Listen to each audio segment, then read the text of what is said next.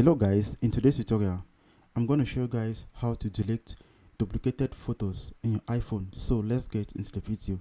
So the first thing is that you simply need to click on your photos, that's your gallery, after which you simply click on what? Album. So once you're there, you scroll down, you are going to see duplicated photos. You click on it.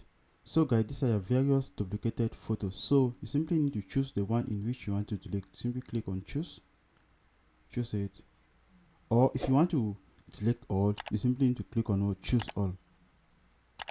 So I don't want to delete all, I'm going to choose the one. So after that, you simply click on the delete icon down here. So after which you are going to click delete two photos. So guys, that is actually the way you delete duplicated photos in your iPhone. Thank you guys for watching. Don't forget to leave your comments in the comment section below.